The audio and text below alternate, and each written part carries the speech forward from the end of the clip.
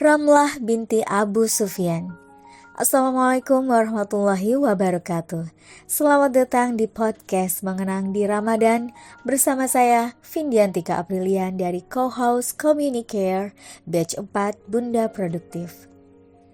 Pada episode kali ini kita akan mengenang seorang sahabiah agung yang ikut hijrah ke Habasyah demi menyelamatkan agama dan merasakan kenikmatan tauhid.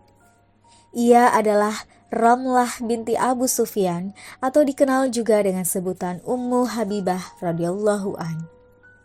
Ummah Habibah radhiyallahu an merupakan salah satu sepupu Rasulullah SAW, sehingga tidak ada seorang pun dari istri beliau yang lebih dekat garis keturunannya kecuali beliau. Meskipun tamu agung kita kali ini adalah putri Abu Sufyan yang pada masa itu masih menjadi tokoh musyrik, Allah mentakdirkan sesuai dengan kehendaknya. Allah lah yang memilih Ummu Habibah sebagai perempuan beriman yang tidak hanya menjadi seorang perempuan beriman tetapi juga sebagai Ummul Mukminin. Dengan segala kekuatan dan kekuasaannya, Abu Sufyan berusaha mengembalikan Ramlah radhiyallahu anhu kembali kepada keyakinan nenek moyangnya. Tetapi ia selalu gagal. Ketika kaum Quraisy sadar bahwa Abu Sufyan tidak mampu mengembalikan putri dan menantunya pada agama berhala, mereka mulai menindas pasangan mukmin itu dan menekannya dari segala arah. Oleh sebab itu, memberi izin kepada para sahabat untuk hijrah ke Habasyah. Pengaruh dakwah para sahabat menggerakkan hati pemimpin Habasyah untuk memeluk Islam. Sampai pada akhirnya An-Najasyi mengatakan secara terbuka keimanannya kepada Allah Azza wa Jalla. Sejak saat itu, ia mengira hidupnya akan bahagia dan nyaman. Namun ternyata ujian sangat berat menimpanya. Suaminya yang bernama Ubaidillah murtad dan memeluk agama Nasrani. Pada suatu hari, seorang pelayan wanita An-Najasyi menemui Ummu Habibah radhiyallahu an dan menyampaikan kabar gembira bahwa Rasulullah SAW meminangnya. Kabar gembira itu lebih berharga dari gelimang harta yang menghiasi dunia. Ia tidak dapat menyembunyikan kebahagiaannya sehingga air mata pun berlinang di pipinya.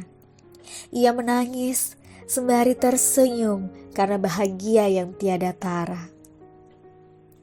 Rasulullah SAW mengirimkan surat kepada Raja Habasyah untuk mewakilinya menikahkan dirinya dengan Ramlah binti Abu Sufyan. An-Najasyi segera menyambut dan memimpin langsung pernikahan tersebut sebagai wakil dari Rasulullah SAW. Seluruh sahabat Rasulullah SAW berkumpul pada saat itu untuk menyaksikan pernikahan yang penuh berkah itu. Ummu Habibah mendapatkan mahar pernikahan sebanyak 4.000 dirham. Tidak hanya itu, An-Najasyi menanggung biaya dan perbekalannya. Ummu Habibah yang belum lama didera kebingungan tentang perjalanan hidupnya, kini kembali dengan menyandang predikat Ummul Mukminin. Sejak itu, ia meneguk langsung air keimanan dari sumber yang paling jernih, Kitabullah dan Sunnah Rasulullah SAW.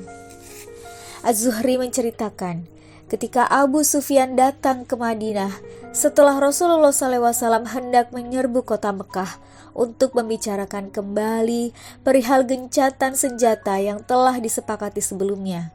Tetapi Rasulullah SAW menolaknya. Merasa gagal, Abu Sufyan pergi dan masuk ke rumah putrinya Ummu Habibah radhiyallahu an. Ketika Abu Sufyan hendak duduk di atas alas yang biasa digunakan Rasulullah SAW, Ummu Habibah segera mengambil dan melipatnya. Abu Sufyan berkata, "Putriku, apakah engkau tidak suka kepadaku karena ingin duduk di atas alas ini?" Ummu Habibah berkata, "Aku tidak suka alas ini kau duduki karena ini milik Rasulullah SAW. Engkau adalah seorang musyrik." Abu Sufyan berkata lirih, "Putriku, banyak yang tidak beres denganmu setelah jauh dariku." Hari-hari terus berlalu. Tiba saat yang paling menyedihkan, yaitu Rasulullah SAW wafat. Ummu Habibah merasa hatinya begitu pedih dan hancur karena kepergian suami yang agung. Namun demikian ia tetap teguh dengan prinsip hidupnya sebagai ahli ibadah yang rajin berpuasa dan sholat malam. Ummu Habibah diberi umur panjang hingga masa pemerintahan saudara kandungnya Muawiyah bin Abu Sufyan. Imam Az-Zahabi berkata, Ummu Habibah senantiasa dihormati dan disegani oleh setiap orang, terutama pada masa pemerintahan saudara kandungnya.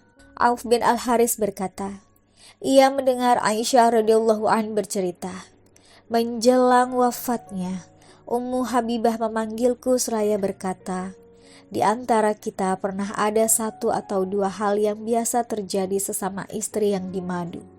Aku memohon, semoga Allah mengampuni kesalahanku dan kesalahanmu berkenaan dengan hal itu. Aku membalas, semoga Allah mengampuni segala kesalahanmu dalam hal itu dan semoga menghalalkan semuanya. Ummu Habibah berkata lagi, aku sangat bahagia. Ummu Habibah radhiyallahu an wafat pada tahun 44 Hijriah di masa pemerintahan Muawiyah saudara kandungnya. Ummu Habibah radhiyallahu an telah mengharukan dunia dengan semerbak kenangan hidupnya. Semoga Allah meridhoinya dan membuatnya ridho serta menjadikan surga Firdaus sebagai tempat peristirahatan terakhirnya. Amin. Sahabat, semoga amalan Ramadan kita diterima oleh Allah Subhanahu wa taala. Wassalamualaikum warahmatullahi wabarakatuh.